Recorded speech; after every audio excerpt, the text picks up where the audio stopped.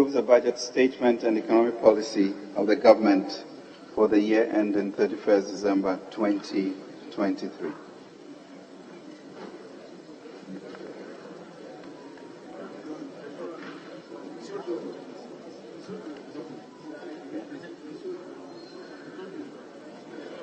In so doing,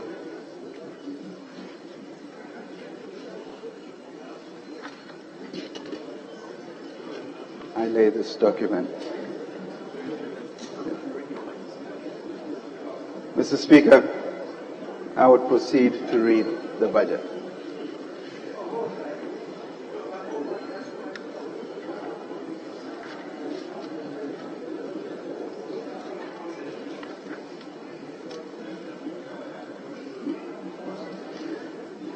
Right Honorable Speaker, honorable members of Parliament, on the authority of the President of the Republic of Ghana and in accordance with the requirements under Article 179 of the 1992 Constitution of the Republic of Ghana, I present to you the 2023 budget statement and economic policy of His Excellency Nana Addo Dankwa Akufo-Addo. Mr. Speaker, I beg to move that this House approves the budget statement and economic policy of the Government of Ghana for the year ending 31st December 2023.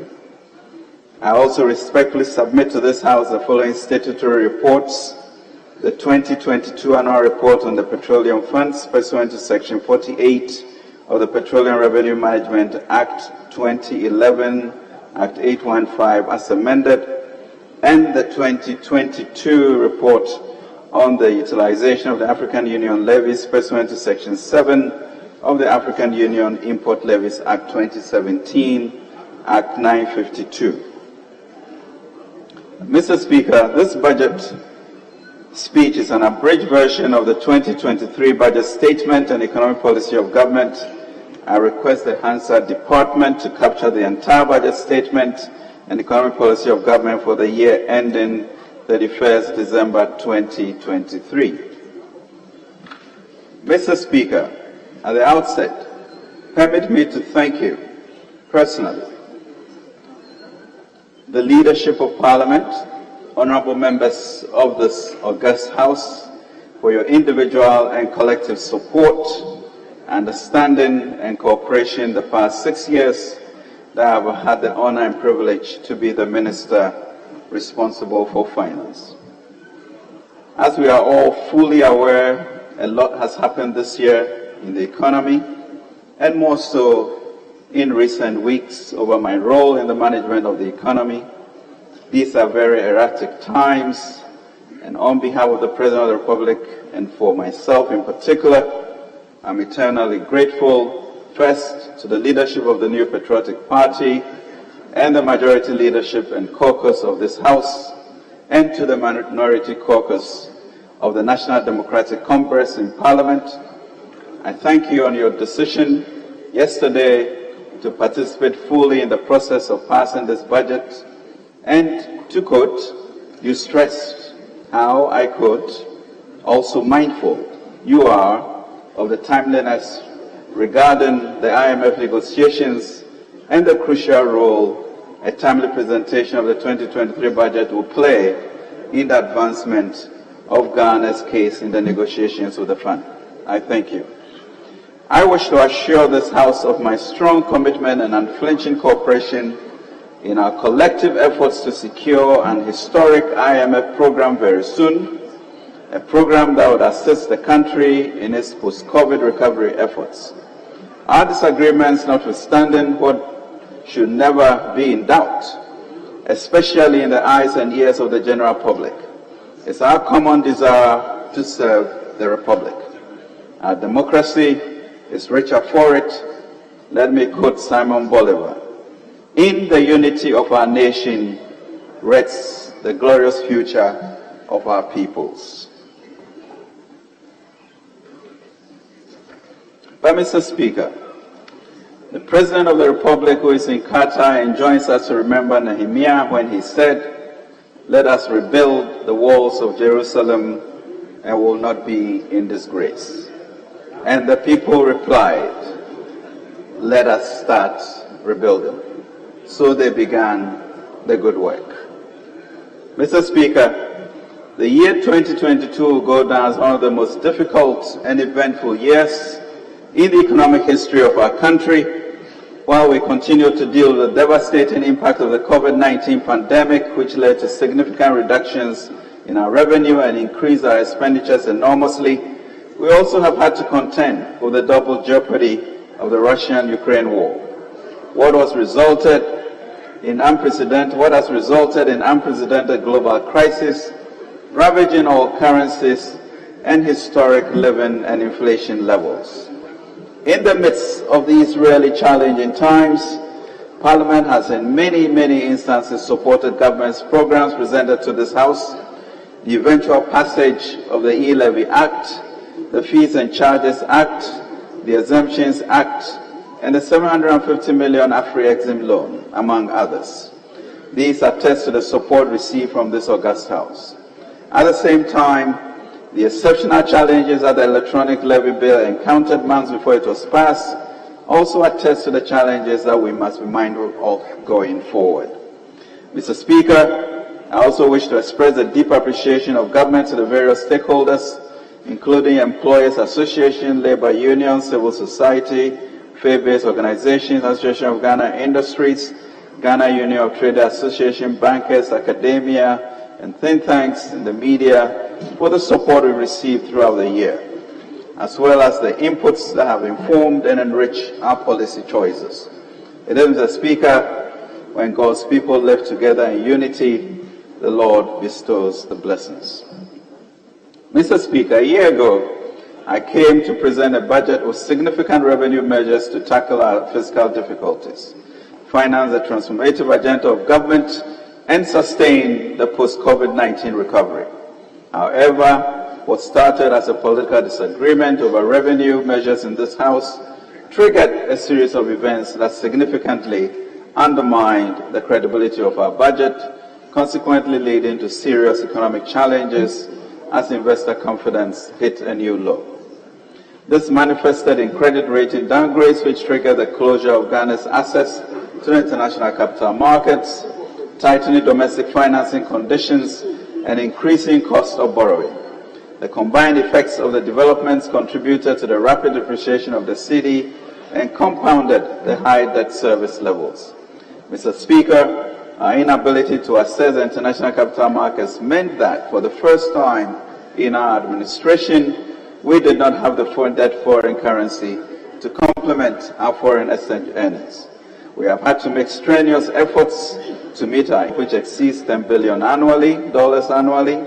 Considering our low foreign earnings, it has been difficult to meet our import requirements, including crude oil and petroleum products, of about $400 million a month. At the same time, Ministry of Finance still needs to find about $1 billion annually to keep our lights in our homes and workplaces on. Mr. Speaker, the demand for foreign exchange to support our unbridled demand for imports undermines and weakens the value of the cedi.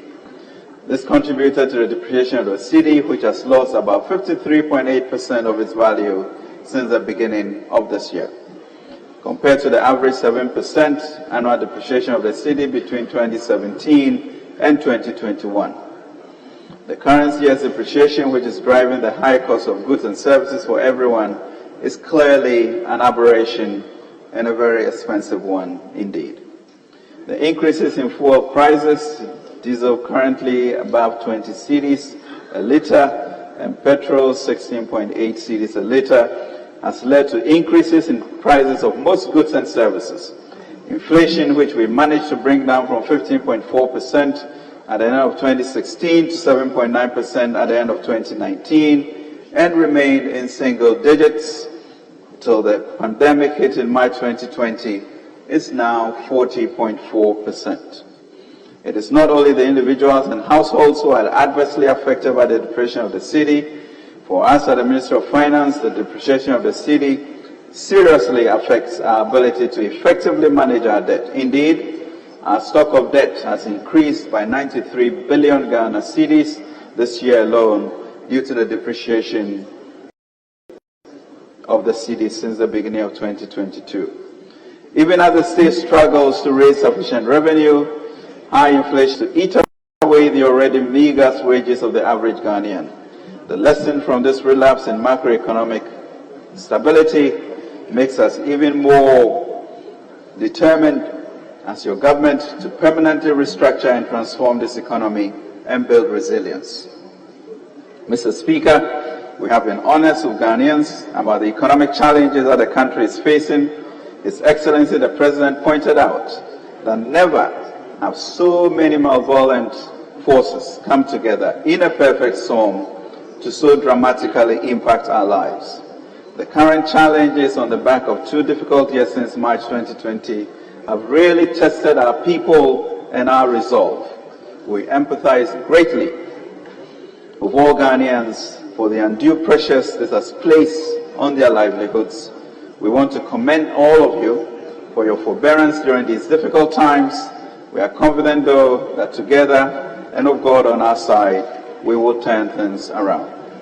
On behalf of His Excellency the President, let me assure all Ghanaians that government is working to change this negative narrative and demonstrate our resilience as a people and our ability to rebuild for a better future.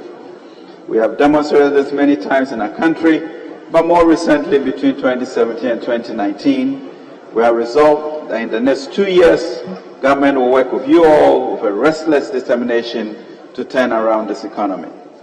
Mr. Speaker, in a few years, the Black Stars will be playing their first game in the 2022 FIFA World Cup tournament in Qatar. It is clear that we stand united as a nation behind our Black Stars.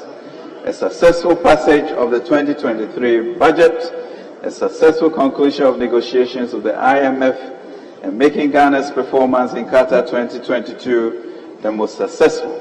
That is winning the cup not only for the country, but for any African side on the World Cup stage. Will, I dare say, bring this most challenging year to a very successful end.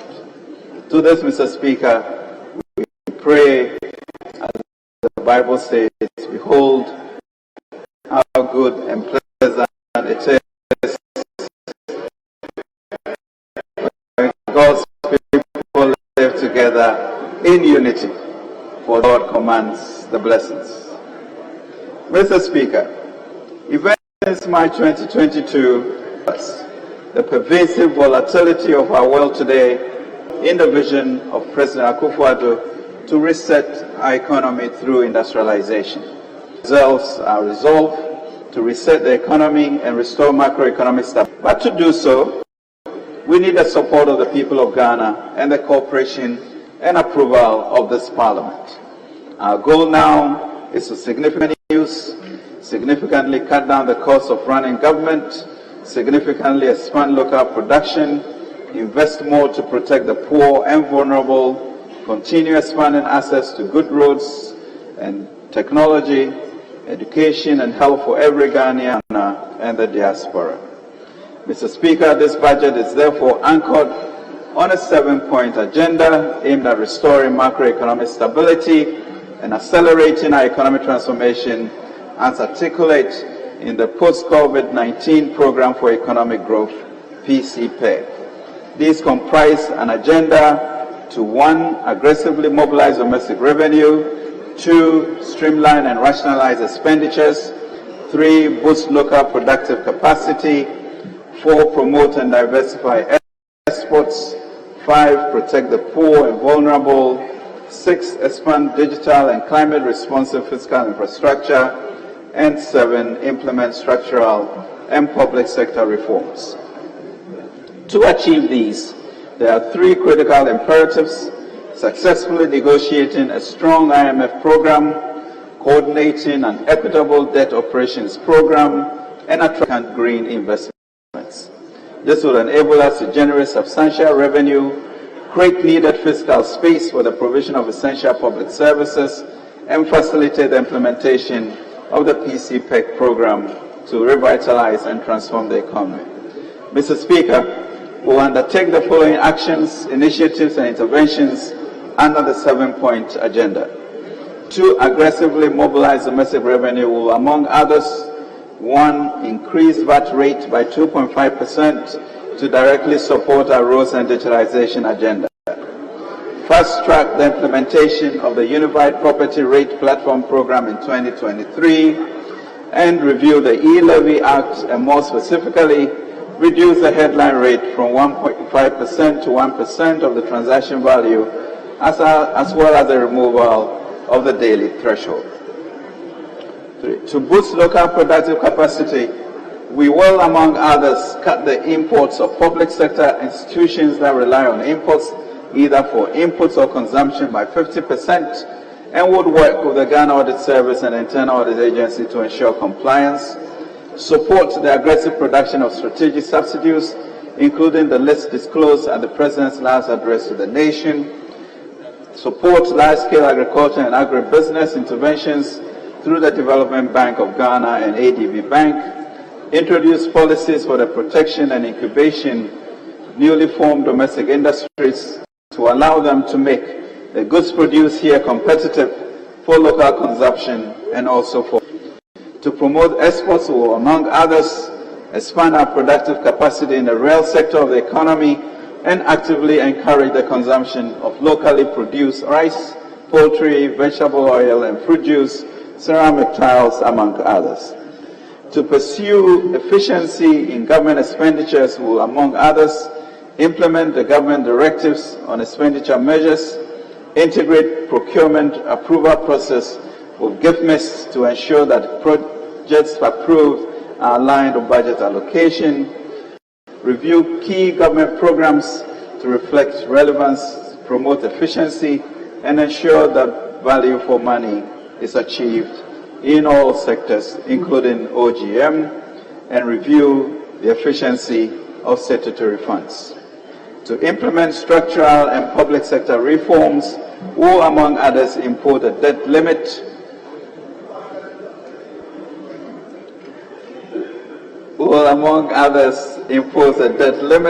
on non-concessional financing, undertake major structural reforms in the public sector by reviewing the operations of 36 state-owned enterprises, 8 special purpose vehicles, 90 joint venture companies, 38 regulatory institutions, 68 statutory bodies, and 6 subvented organizations.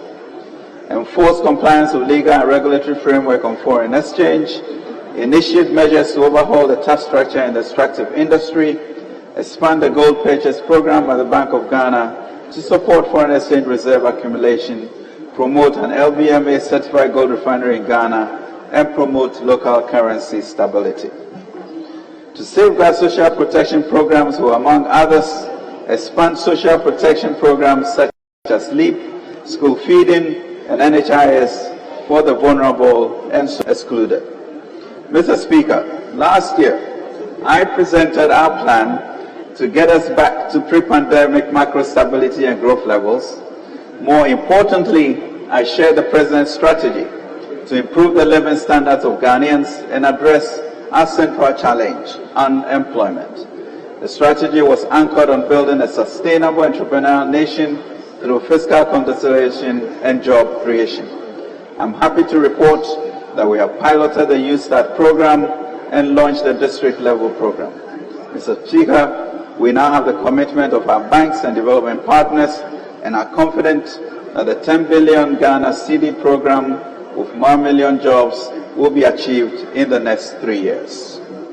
We are now embarking on a journey to fundamentally reposition our economy with the post-COVID-19 program for economic growth, PCPEG, to be supported by the IMF, the World Bank, and other friendly sovereigns and the private sector, both domestic and international. As our blueprint, we are mindful that it will require broad-based contributions and sacrifices. There will be costs to the fiscal adjustment that we intend to make in the coming years to sustain our stability, recovery, and eventual transformation.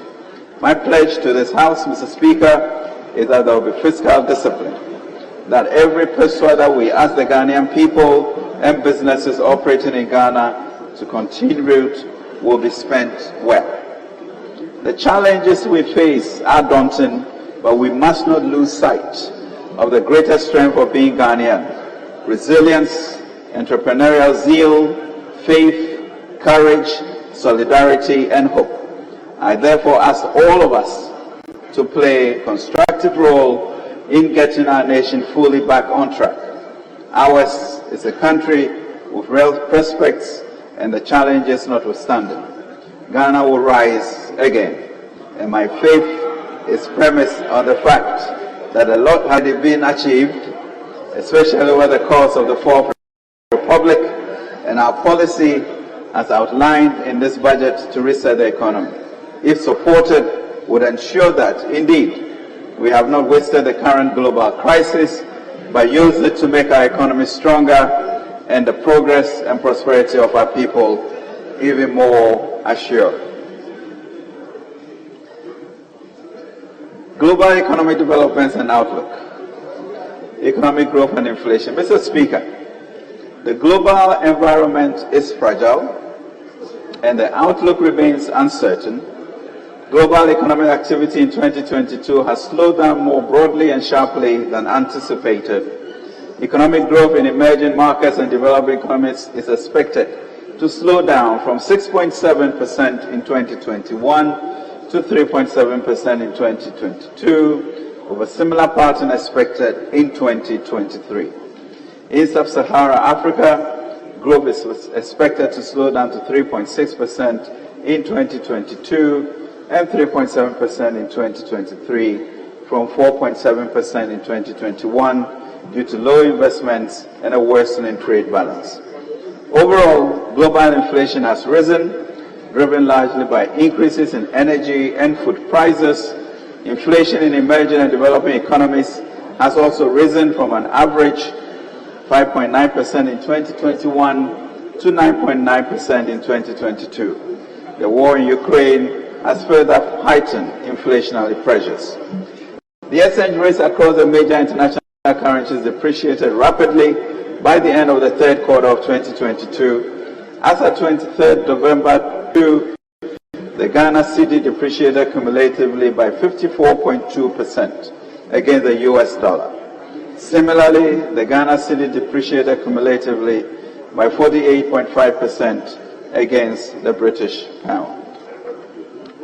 Mr. Speaker, I now present to this august House the provisional macroeconomic performance for the first 3 quarters of 2022 based on available data for the period. To better assess the macroeconomic development for the first 3 quarters of the year, permit me to restate the macroeconomic targets set for 2022 as presented in the 2022 Mid-Year Fiscal Policy Review.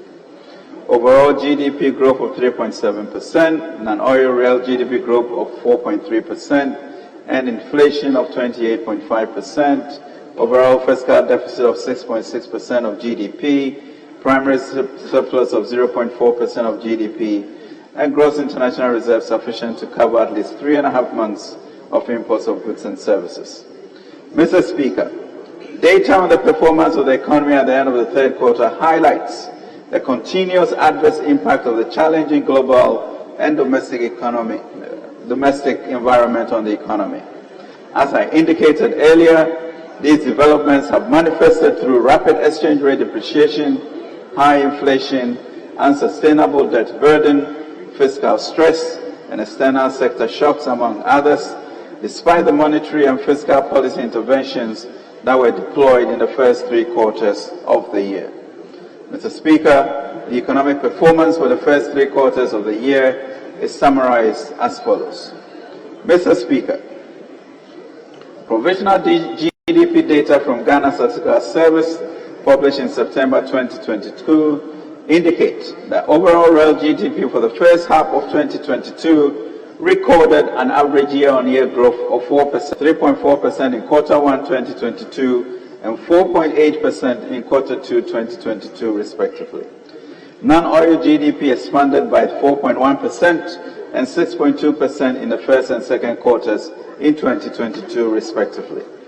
The latest data indicates that headline inflation accelerated to 40.4% in October 2022 from 37.2% in September and 33.9% in August.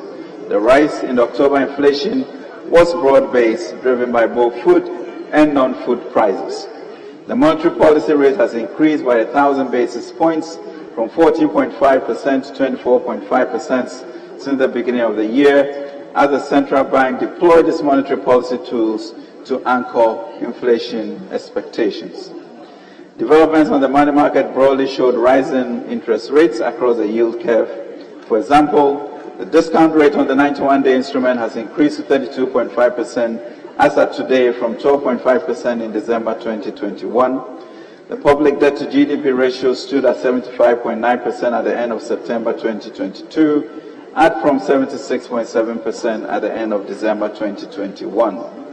Gross international reserves stood at $6.591 billion, equivalent to 2.9 months of import cover at the end of September 2022, from a stock position of $9.7 billion, equivalent to 4.3 months import cover at the end of December 2022. Fiscal developments. Mr. Speaker, the 2022 mid-year fiscal policy review revised the 2022 fiscal framework against the backdrop of unfavorable global and domestic developments.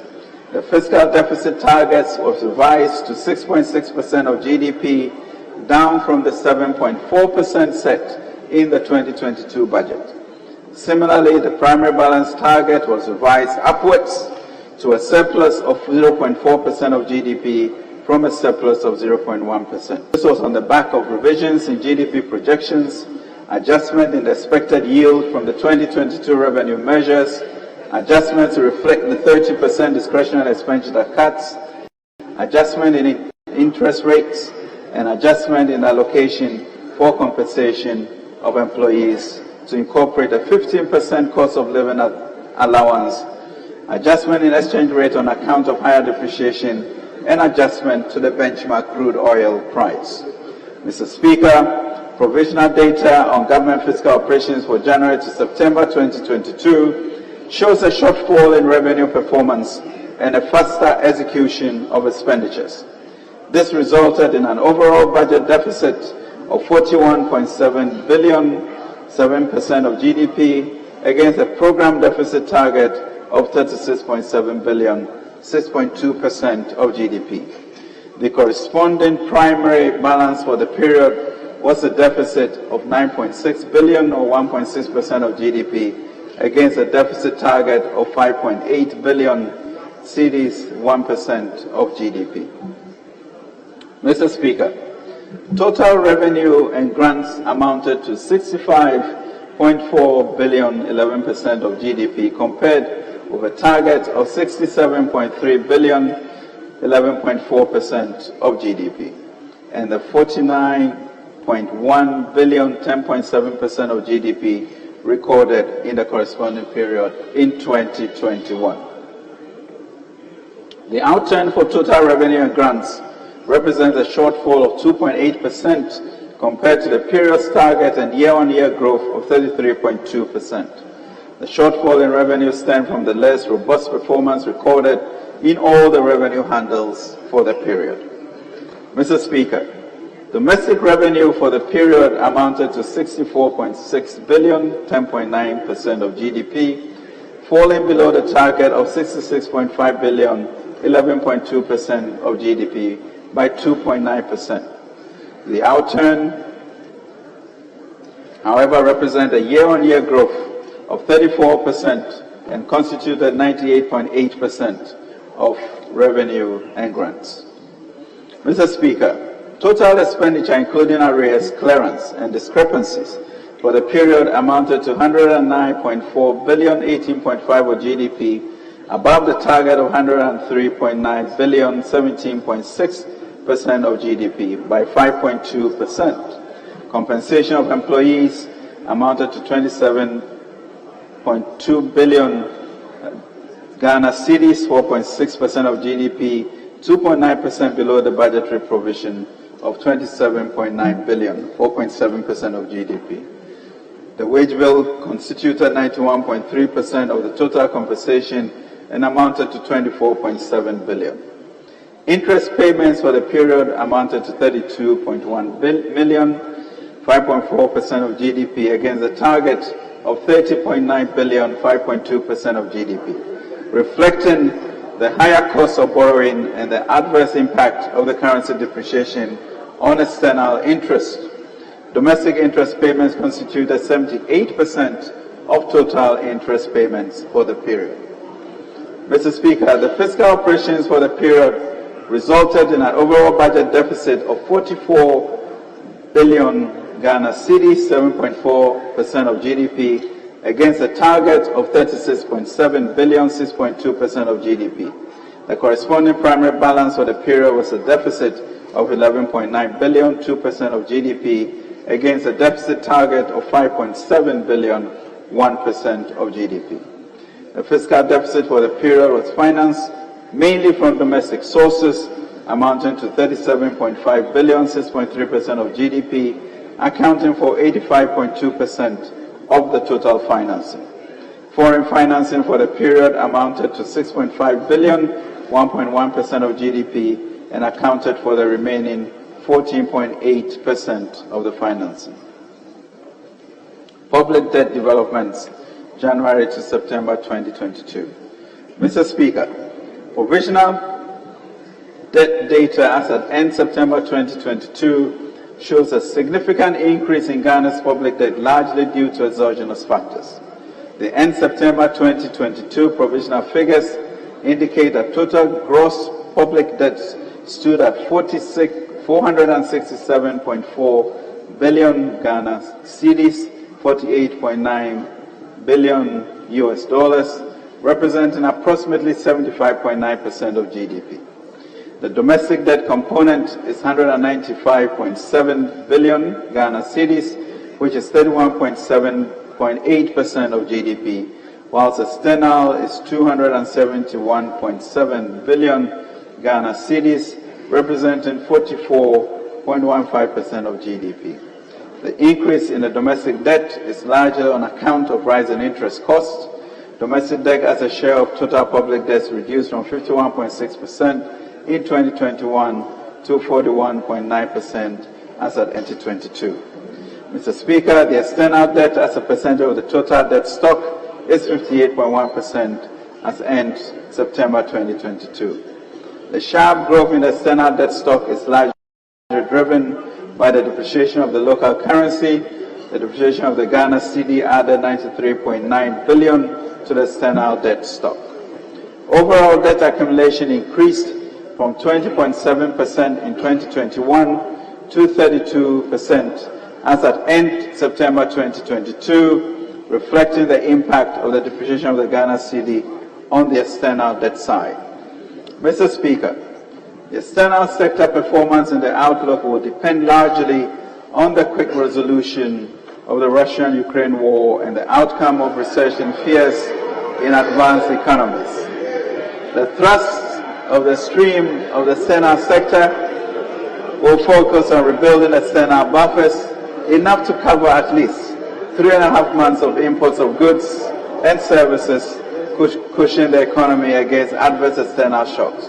This will be underpinned by, among others, bilateral support and strong remittance inflows.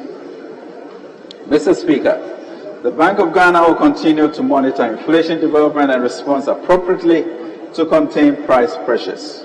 Monetary policy will focus on using the monetary policy rate to, among others, contain inflation pressures.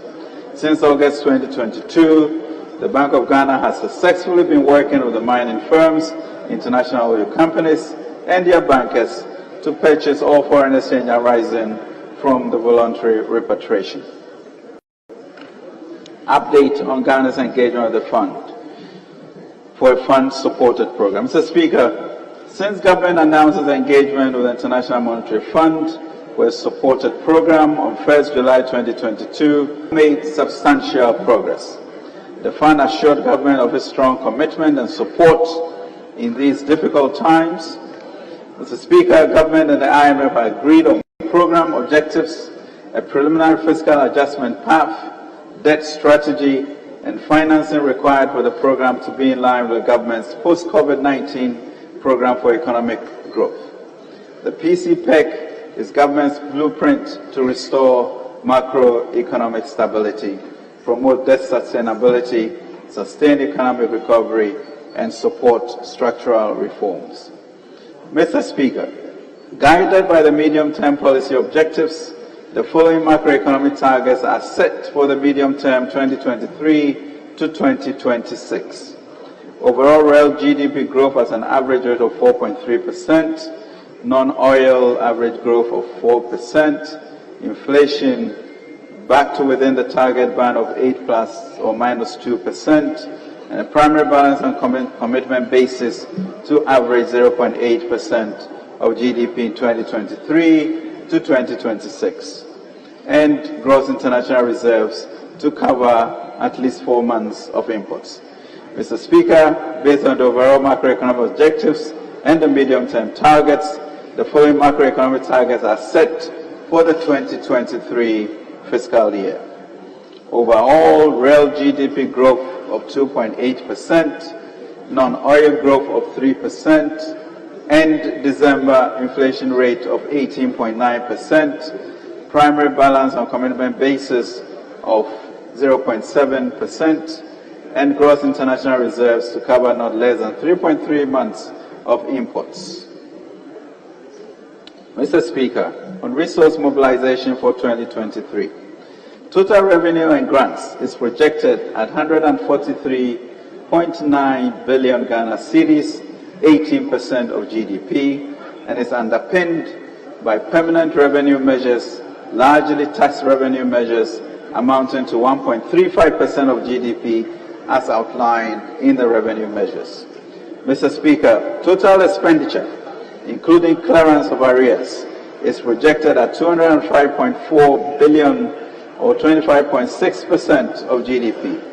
This estimate shows a contraction of 0.3 percentage points of GDP in primary expenditures, commitment basis that is, compared to the projected outturn in 2022, and a demonstration of government's resolve to consolidate its public finances. Mr. Speaker, the following projections underpin the resource allocation for 2023. Compensation of employees is projected at 44.9 billion, 5.6% of GDP. Use of goods and services also projected at 8 billion, 1% of GDP. Interest payments is projected at 52.6 billion, 6.6% of GDP. Grants and other government units is estimated at 30.1 billion, 3.8% of GDP. Capital expenditure is projected at 27.7 billion, 3.5% of GDP. Mr. Speaker, other expenditures, mainly comprising energy sector levies, transfers, and energy sector payment shortfalls, is estimated at 26.7 billion Ghana cedis. Mr. Speaker, based on the estimates for the total revenue and grants and total expenditures, including arrears clearance, the overall budget balance to be financed is a fiscal deficit of 1.5 billion, equivalent to 7.7% of GDP. The corresponding primary balance, the deficit of 8.9 billion, equivalent to 1.1% of GDP. Mr. Speaker, I wish to notify you that budget items such as interest payments, amortization, and financing will be adjusted accordingly once government's debt management strategy and financing to be provided by international partners in the context of the fund-supported program have been finalized. Revenue measures. Mr. Speaker, government has consistently indicated its intention to improve the revenue collection effort by leveraging technology to enhance tax administration, identify and register taxable persons, and improve tax compliance. Mr. Speaker, government has received several proposals for review of the electronic transfer levy and is working closely with all stakeholders to evaluate the impact of the levy in order to decide on the next line of action, which would include revision of the various exclusions. As a first step, however, The headline rate will be reduced to 1% of the transaction value alongside the removal of the daily threshold. To this end, the income tax regime will undergo reforms to, among others, review the upper limits for vehicle benefits and introduce an additional income tax bracket of 35%. Mr. Speaker, on expenditure measures will also be pursued to support the fiscal consolidation process. In this regard, it is proposed that government will reduce the threshold on earmark funds from the current 25% of tax revenue to 17.5% of tax revenue, migrate all earmark funds onto the GiftMix platform, and ensure they use the GiftMix platform to process all their revenue and expenditure transactions, continue the 30% cut in the salaries of the President, Vice President, Ministers, Deputy Ministers, MMDCEs, and political office holders, including those of state-owned enterprises, whilst also ensuring efficiency at the OGM. Also want to place a cap on salary adjustment of SOEs to be lower than negotiated base pay increases on single spine salary structure for each year. Fiscal contingency planning. Mr. Speaker, given the uncertainties about the macroeconomic environment, government stands ready to deploy additional tools if fiscal outturns require further interventions. On the revenue side, some of the measures that we identify for the medium-term revenue strategy being designed by government and in the context of the fund program could be implemented early on. On the spending side, MDA's budget allocations for goods and services or domestic CapEx will be strictly controlled by the quarterly budget allotment system. Mr. Speaker, the present economic challenges have heightened the need to transform our economy through a renewed focus on boosting local capacity for increased export promotion to expand job creation while protecting the vulnerable.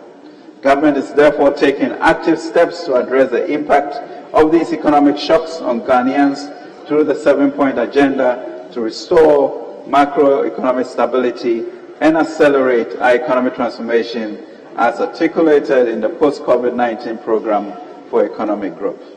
Mr. Speaker, on developing local capacity for production, as I've already indicated, Ghana's heavy dependence on imports places tremendous pressures on the Citi, creating an unfavorable balance of payments position. On average, Ghana's imports bill exceeds $10 billion annually and is accounted for by a diverse range of items that include iron, steel, aluminium, sugar, rice, fish, poultry, palm, oil, cement, fertilizer, pharmaceuticals, fruit juices, and even toilet roll and toothpicks. We currently have the capacity as a country to locally produce items that account for about 45% of the value of our imports. These include rice, fish, sugar, poultry, cement, pharmaceuticals, jute bar, computers, etc. To this end, government will target these products for import for export promotion by supporting the private sector through partnerships with existing and prospective businesses to expand, rehabilitate, and establish manufacturing plants targeted at producing these selected items.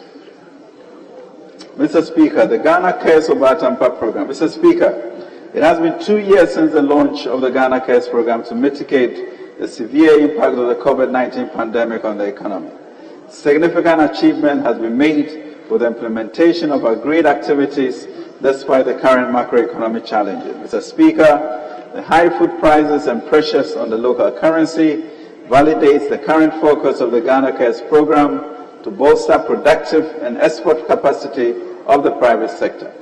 To this end, an economic enclave project will focus on providing support for the cultivation of up to 110,000 acres of land in the Greater Accra, Ashanti, Central, Savannah, and OT regions are being pursued. Mr. Speaker, this initiative, which seeks to expand our production and productivity in rice, tomato, maize, vegetables, and poultry, is being led and coordinated by the Millennium Development Authority, in collaboration with other government institutions such as the Ministries of Food and Agriculture, Energy, the Ghana Irrigation Development Authority, 48 Engineers Regiment of the Ghana Armed Forces under the Ministry of Defense, the National Entrepreneurial Innovation Program, and the National Service Secretariat and Ghana Enterprises Agency. Mr. Speaker, consistent with the private sector-led approach, the program will engage interested private sector actors to expand an agricultural production and processing in the Asuchari Chopoli Economic Enclave area based on a partnership framework. The same approach will be adopted for the lands secured in the Ashanti Central, Savannah, and Oti region to reach the 110,000 acres. Mr. Speaker, we have also initiated discussions with the Graphic Communications Group Limited to explore the feasibility of producing paper locally using the byproducts of the cultivated rice in the economic enclave at Asuchari as raw material. Envisage that the imports of paper will be replaced and more jobs created. Mr. Speaker, in addition to the enclave project, Ghana Cares program in 2023 will continue to offer catalytic support in the following targeted areas. To this end, the program will work with Development Bank of Ghana to provide funding to interested and targeted farmers, support the Ministry of Food and Agriculture to adopt and deploy the farmer registration database with the farmer input subsidy programs to enhance efficiency, support the Ministry of Communication and Digitalization to establish a continental tech hub to improve knowledge in technology and innovation by the youth in collaboration with the University of Ghana, ensure the operationalization of the foundry under a sustainable private sector management framework, provide interest rate subsidies and direct financing, including supporting prioritized sectors in the rural economy to the ARB Apex Bank and its network of banks as agreed under the AFDB-supported post-COVID skills and productivity enhancement project. You start. Mr. Speaker, in fulfillment of our pledge of building an entrepreneurial nation, the implementation of the Youth Start program began this year. The program was successfully piloted with 70 beneficiaries and an amount of 1.98 million was disbursed to support youth-led below the age of 40 years SMEs in poultry, agro-processing, ICT, textiles, and food processing sectors. Government has successfully signed an MOU with the Ghana Association of Bankers and 11 other commercial banks for the implementation of the commercial component of the program.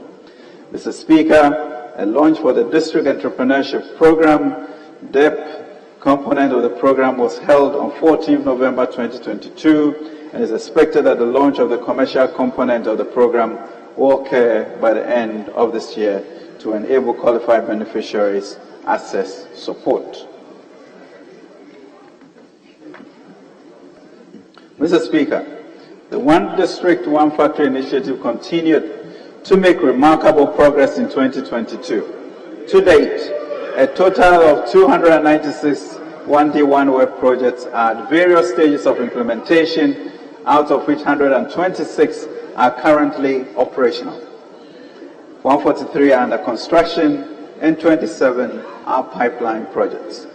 In 2023, government would intensify support to existing and new manufacturing enterprises with technical assistance, credit facilitation, and access to electricity and other infrastructure.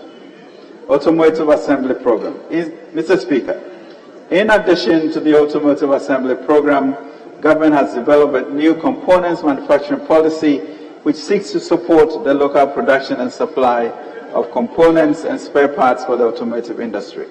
Ministry of Trade and Industry will launch and commence implementation of the policy in 2023, which is expected to expand job creation. Mr. Speaker, the recent global crisis has severely disrupted inorganic fertilizer supply chains. This has resulted in sharp increases in prices and making it difficult for farmers to access the commodity and thus threatening food security. The Ministry of Food and Agriculture is intensifying efforts to promote the local production and use of organic fertilizers. Further to this, under the subsidy program, the Ministry has increased the quota for organic fertilizer suppliers to cover the shortfall in supply of inorganic fertilizers.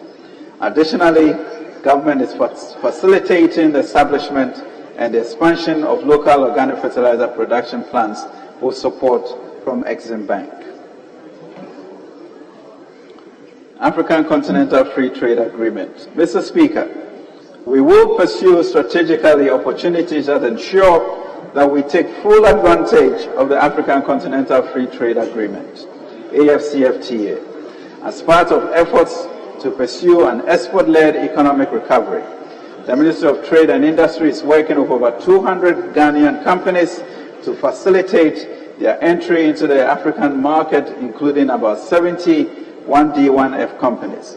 Additionally, the AfCFTA Guided Trade Initiative has been launched to start commercially meaningful trade. The products identified for the initiative include batteries, tea, coffee, ceramic tiles, processed meat products, cornstarch, sugar, and pasta, amongst others, in line with the AfCFTA focus on value chain development. Mr. Speaker, the Ghana Export Promotion Authority will enhance its coordination role by facilitating support to key export sector stakeholders.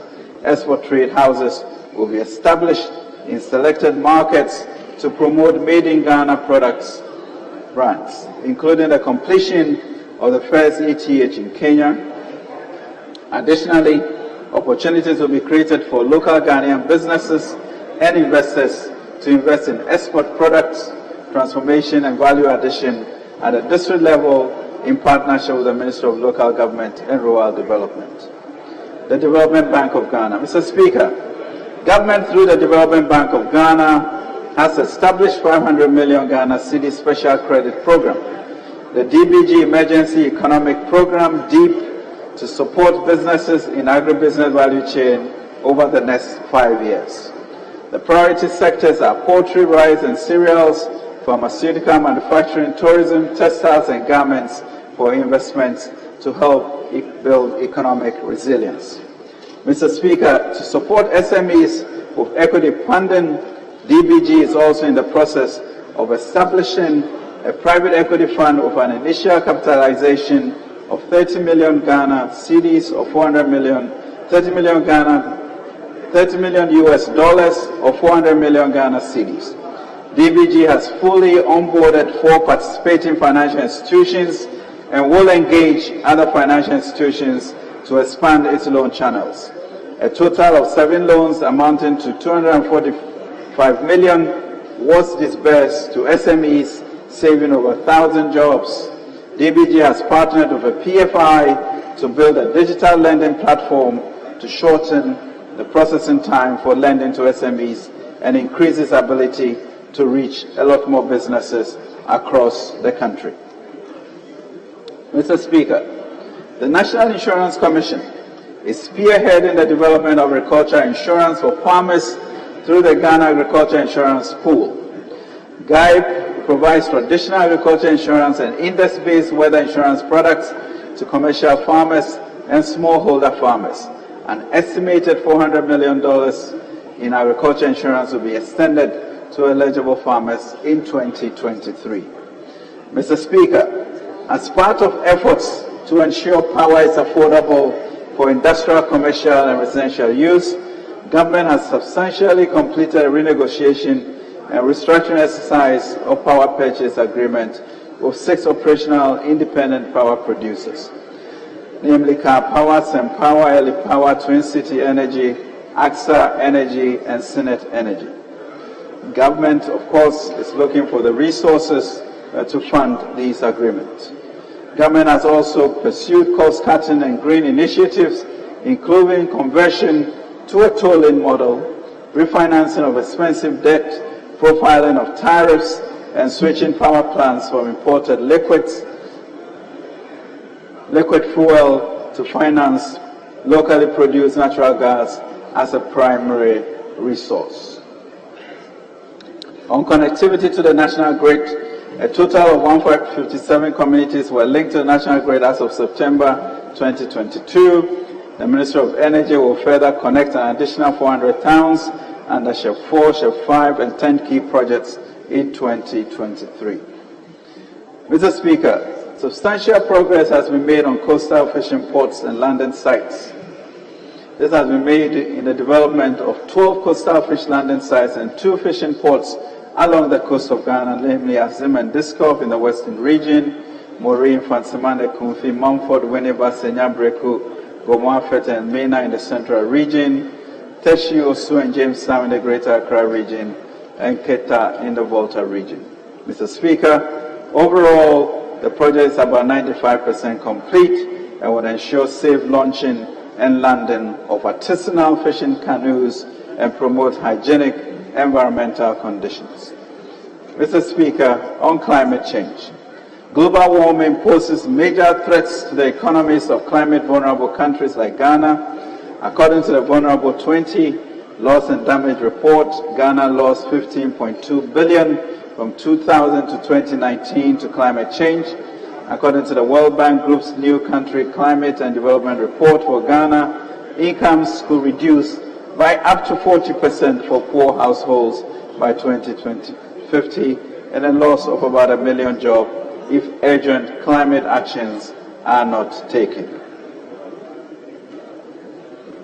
Mr. Speaker, at COP27, the government took the opportunity to leverage its bilateral engagements to expand consultation on debt for nature swaps, as well as increase private sector investments to accelerate our transition to low carbon growth and finance our climate action measures. Mr. Speaker, I can report that Ghana has assumed the presidency from 2022 to 2024 of the Climate Vulnerable Forum and the chair of the Vulnerable 20 Group of Ministers of Finance of Governments. Government will leverage this opportunity to accelerate our climate agenda, which is outlined in Ghana's climate prosperity plans. Social protection. Mr. Speaker, even amidst the current difficulties, we remain committed to implementing Ghana's social protection programs. We will not renege on our responsibilities towards the vulnerable and socially excluded, and the implementation of our various social protection programs will be expanded. Mr. Speaker, the Livelihood Empowerment Against Poverty program, LEAP, has since its inception in 2008 supported extremely poor and vulnerable households, increasing beneficiary coverage from 144,000 in 2015 to 344,000 households, comprising 1.8 million individuals as of September 2022. Government is committed to expanding coverage to all 2.5 million extreme poor individuals as estimated by the Ghana Living Standard Survey by 2024, while improving efficiency through digitalization and assessments. Government will, in 2023, increase the value of the LEAP grant from the average of 41.75 Ghana cedis per household to about 95.19 cedis bi-monthly. Mr. Speaker, the Ghana School Feeding Program, which provides one hot nutritious meal each year for 3.4 million beneficiary pupils in public basic schools as of December 2021, will be sustained and increase budgets Honorable to the Minister, just a minute. The second Deputy Speaker to take the chair temporarily. I'll be back soon. Thank you.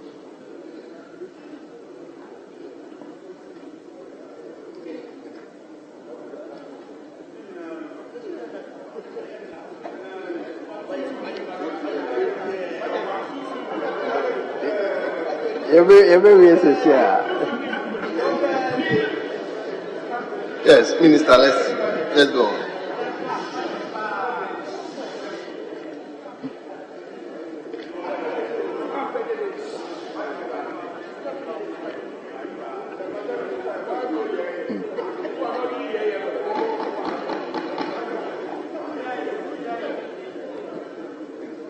Yes, Honourable Minister, let's go on. Thank you. Mr. Speaker,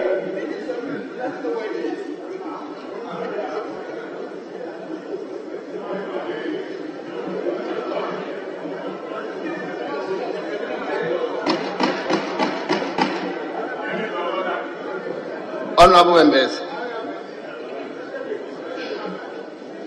Mr. Speaker, in 2023, the feeding grant will be increased to reflect the current cost of living. The program will also strengthen domestic production by sourcing locally produced food from the National Buffer Stock Company. Capitation grant. Mr. Speaker, government abolished the charging and payments of all forms of fees, levies in all public basic schools and replaced them with a capitation grant in 2005. This has contributed to steady increases in enrollment over the years. Mr. Speaker, government will continue to strengthen monitoring to address teething challenges in the implementation of the policy, which include timely release of the grants, misuse of funds, transparency, and poor bookkeeping and value of grant amounts. Mr. Speaker, in fulfillment of government's commitment to improve road infrastructure, the Ministry of Roads and Highways continued its nationwide road and bridge constructive program.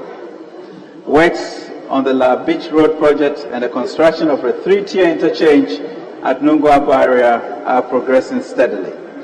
Works on the interchange currently stand at 62%. Construction of the Kumasi Lake Roads and drainage extension projects is almost complete and stands at 97%. Work is ongoing on the 17.85 kilometer Ofanko in Sawam Dual Carriage Road, which is scheduled to be completed in May 2024. Mr. Speaker, dualization on the Tema Flao and the Tema Kosombo Road has commenced. Works are ongoing on the rehabilitation of Asimfusu, Asimfrasu Road, including the dualization of 1.2 kilometers of Asimfusu Township roads into a 4-lane carriageway is at 53% completion. Additionally, work on the reconstruction of Bichem, Techimanchia, Akumadan, Aguna and Kwanta Road, Taka roads at 21% and 7% completion respectively. Work on phase 2 of the Obechabe-Lamte Circle interchange and ancillary work is at 71% completion. Additionally, construction of the flyover over the Accra-Tema motorway from the Flower Port runabout is 56% complete. Mr. Speaker, to improve connectivity in the areas cut off by waterways, work on the construction of 50 number prefabricated bridges continued in 2022. Progress of the new bridge being constructed over River Pra to separate vehicular traffic from the rail along the Triple Praso-Dunka Road is at 87% completion. Mr. Speaker, the critical regional and interregional road projects initiated in 2019 are at various stages of completion. Completed projects include upgrading of the Gulukwati-Vli Road, upgrade of Insuta Beposolo 3, rehabilitation of Nkonja Rompong Kwame Krom, partial reconstruction of Bojwase Adeso, and resealing of Talame Salaga Road. Progress on the following roads, among others, have achieved significant progress. Upgrades of Navrongo Naga Road, upgrading of Wa Bulenga Yala Road, upgrading of Salaga Ekumdepe Pandai Road, Pandai Nkachina Road, rehabilitation of Atibubu Kwame Dansu Roads, upgrading of Anyang Panta Obwasi Road, rehabilitation of New Abrim Ofoso Kuma Road, upgrading of Sepiriaso Akontombra Road, upgrading of Akrodie Sariasu Road, rehabilitation of selected roads in Greater Accra. Mr. Speaker, contract works under the Master Project Support Agreement of Sino-Hydro Corporation Limited are stages of completion. Tamale Intergent Road, 100% complete. Western Region and Cape Coast Inner City Roads, 100% complete. Upgrading of selected feeder roads in Ashanti and Western Region, 100% complete. Construction of Hohoi, Jasikan, Dodi, Pepeso, 100% complete. PTC Runabout Intergent Project Takrade, 60%. Sunyani Inner City Roads, 63%. Kumasi Inner City Roads, 10%. Mr. Speaker, in 2023, a number of pipeline projects which are at various stages of preparation will be pursued. This includes construction of Accra-Kumasi Road and Yanam Bypass, construction of Accra-Kumasi Road, Konongo Bypass, construction of Adedome-Asikam Junction and Asuchweri-Aveyimi, including 2 number interchanges at the Dufour, Adedome and Asikomi Junction, Kaswa Cape Coast dualization of Sekendia Dembra roads, Takoradi Agona and Kwanta Apemanim, construction of bridge over the Volta River at Bolivo, Buepe, Ape and Daboya bridges, and also a Chamamfrom Bridge and Dipe, Ituri and Ankombra bridges. Mr. Speaker, government is pursuing the strategic decision to procure the 27.7 kilometers of the Accra-Tema motorway and extensions project through the Ghana Infrastructure Investment Fund. A PPP concession agreement backed by an appropriate toll arrangement will be presented to Parliament for approval to facilitate its execution. Provision has also been made in the 2023 and the medium-term budget for the equity and viability gap funding required by a GIF special purpose vehicle to enable the project to start in earnest in 2023. The project will be delivered in phases. Mr. Speaker, the iconic nature of the project is such that when completed, there will be 5 lanes each on both sides of the main Accra-Tema motorway stretch and 6 lanes each on the Tetekwashi-Apenkwa stretch of the road. The project will include the remodeling of Tetekwashi interchange, the reconstruction of the Apenkwa interchange, and the construction of new interchanges at the Fiesta Royal Crossroads and Neoplan area. Debt exchange program. Mr. Speaker, the debt sustainability analysis based on the macroeconomic outlook has been conducted by the Ministry of Finance. It analyzes the country's capacity to finance its policy objectives and service its debts. It covers publicly guaranteed debt of central government and partial non-guaranteed debt of SOEs. The sustainability of our debt has been continuously affected by the negative impact of exchange rate depreciation, particularly on external debt, as well as the crystallization of significant contingent liabilities in recent years. The current debt sustainability analysis conducted reveals that Ghana is now considered to be in high risk of debt distress. Mr. Speaker, despite the heightened debt levels, government remains committed to ensuring that debt is brought to sustainable levels over the medium to long term. To this end, we will implement a debt exchange program to address the challenges identified in the portfolio, in collaboration with all relevant stakeholders, including the Ghanaian public, investor community, bilateral countries, and development partners, and foreign-born investors. Furthermore, government will continue to strengthen its oversight of all SOEs, in particular financial and energy sectors.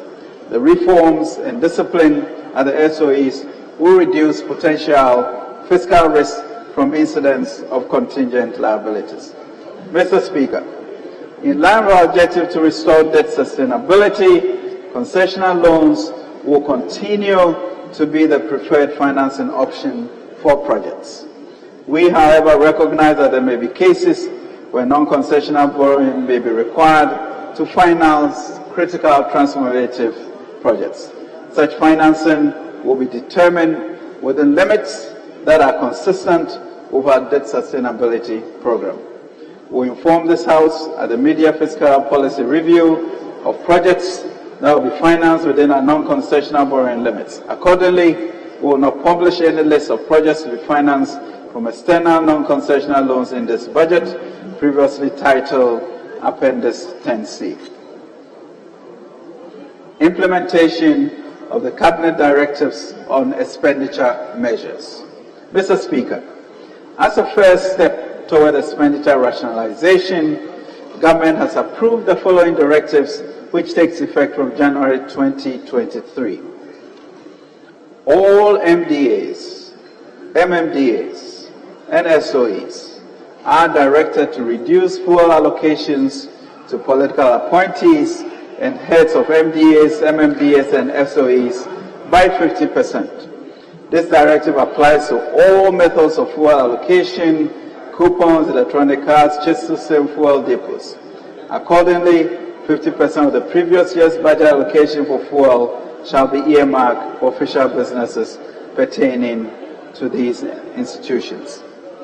A ban, Mr. Speaker, on the use of V8s or V6s or its equivalent except for cross-country travel. All government vehicles will be registered with GV green number plates from January 2023. Mr. Speaker, limited budgetary allocations will be granted for the purchase of vehicles. For the avoidance of doubt, purchase of new vehicles shall be restricted to locally assembled vehicles. Only essential foreign travel across governments, including SOEs, shall be allowed. No official foreign travel shall be allowed for board members. Accordingly, all government institutions should submit a travel plan for the year 2023 by mid-December of all expected travels to the Chief of Staff. As far as possible, meetings and workshops should be done within the official environment or government facilities. Government-sponsored external training and staff development activities at the Office of the President, ministries, and SOEs must be put on hold for the 2023 financial year. Reduction of expenditure on appointments, including salary freezes, together with suspension of certain allowances like housing, utilities, and clothing. A freeze on new tax waivers for foreign companies and review of tax exemptions for free zone mining, oil and gas companies. A hiring freeze for civil and public servants. No new government agency shall be established in 2023. There shall be no hampers for 2022. There shall be no printing of diaries, notepads, calendars, and other promotional merchandise by MDAs, MMDAs, and SOEs for 2024. All non-critical projects must be suspended for 2023 financial year. Mr. Speaker, government cares deeply about our people and is very concerned about the current plight and the future of our country. The 2023 budget has been prepared with high expectations for the aspiration of Ghanaians and the brighter prospects of our economy to transition into other middle income within a decade. It reflects, Mr. Speaker, our determination and resolve to confront the current daunting economic challenges facing our nation head-on and reset the economy.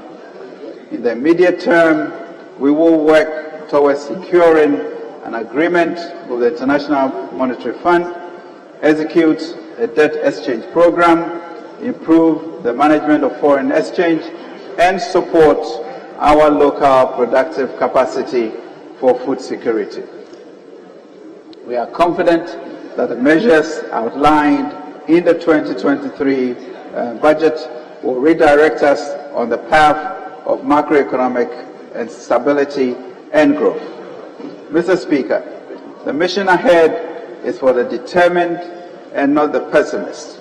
We acknowledge that our people have been severely impacted by the current economic challenges. As a responsive government, we have acted swiftly and boldly by developing the PCPEC and will work with local and international partners to implement it. Mr. Speaker, the 2023 budget will focus on government resolve to structurally transform the economy.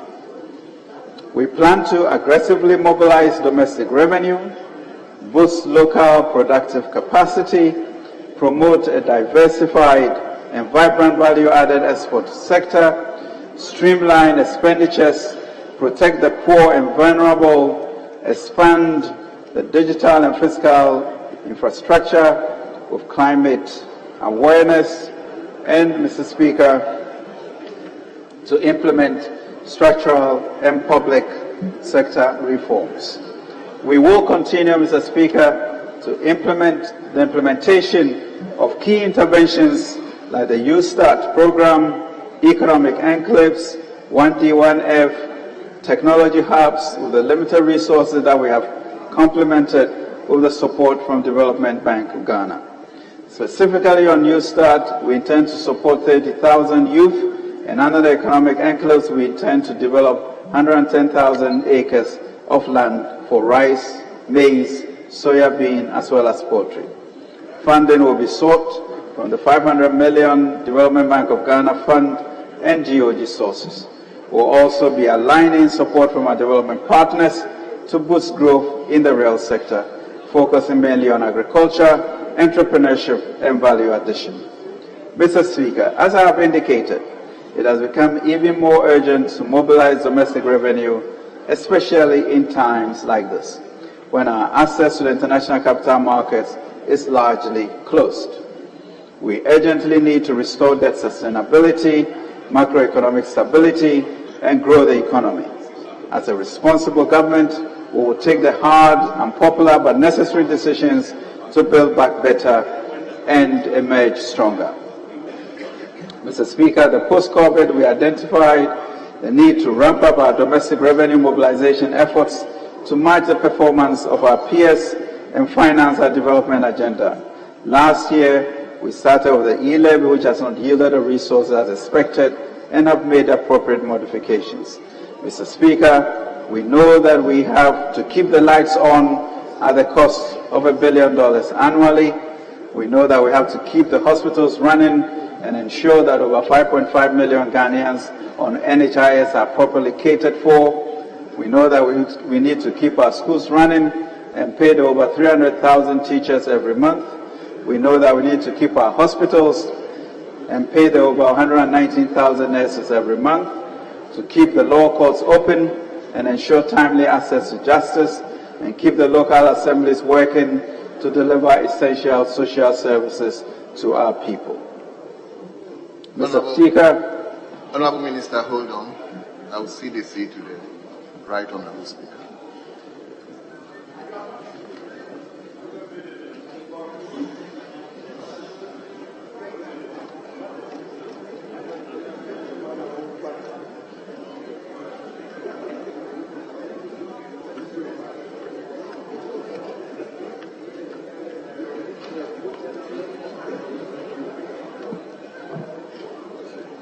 Honorable Minister, you may continue.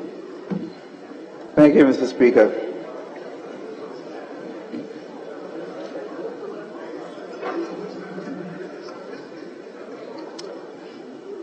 Mr. Speaker, it has also become clear that we cannot take the territorial integrity and internal cohesion of our country for granted. In the last couple of years, we have invested significantly in retooling the security sector to maintain territorial integrity, improve internal security. We have procured various equipment, including motorbikes, vehicles, forward operating bases, recruiting of security personnel, among other interventions. Mr. Speaker, our ability to continue to deliver all these critical public services will require significant resources, and we believe that together we can raise the necessary revenues to implement them. Mr. Speaker, the demand for roads has become the cry of many communities in the country. Unfortunately, with the current economic difficulties and the absence of dedicated sources of funding for roads construction, it is difficult to meet all these demands. In that regard, we are proposing the implementation of the new revenue measure. The major one is an increase in the VAT rate 2.5 percentage points to help with roads and technology improvement. This increase is expected to yield 2.7 billion, which will be used, as I mentioned, to augment funding for our road infrastructure development and digitalization. This will be complemented by a major compliance program to ensure that we derive the maximum yields from existing revenue handles. Mr. Speaker, in this budget, we have highlighted the need for robust public sector reforms to complement the existing public financial management regime. Here, the focus is to introduce private sector participation in the retail subsector of the energy sector to reduce system losses and improve delivery of services for Ghanaians. Mr. Speaker, this afternoon, the senior national team, the Black Stars, will be representing our nation for the 4th time at the Football World Cup in Qatar. Let us continue to bear them up in prayer and offer our support for victory to bring this cup to Ghana. Mr. Speaker, working together, after missing the last tournament, we have risen again and taken our place in the world stage. Let us, Mr. Speaker, claim this victory and claim again that victory shall be us na abamu ewie. Mr. Speaker, we must be inspired by the re-emergence of the Black Stars on the world stage. We must work together to ensure that our economy rises again to the comfort of our people. The budget offers us a better opportunity to jointly work towards rebuilding the economy and rediscovering our providential way towards our manifest destiny of greatness. So I say again, together let us rise. Mr. Speaker, let us not squander the opportunity to turn around and reset our economy, create a medium term for our country and its people. This is indeed the time to rebuild. This is the time not to destroy and to tear down. Let us work together for our collective benefits, as is said by Nehemiah, with unity of purpose, service to the Republic, and the abiding grace of God, we shall succeed. Mr. Speaker,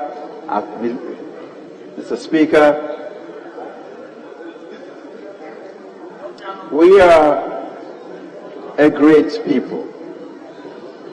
No fiano, Mr. Speaker, Bahi.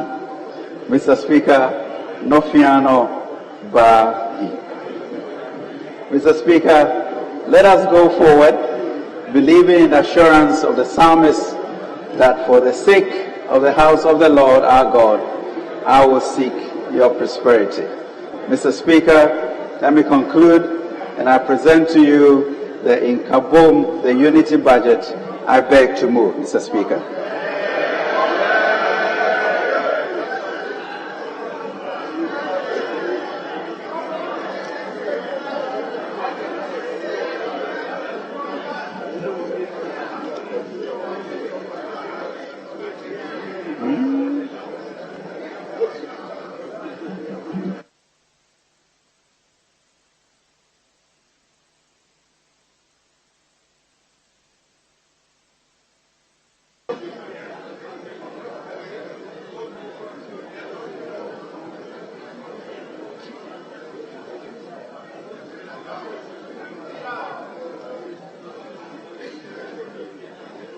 Honorable members,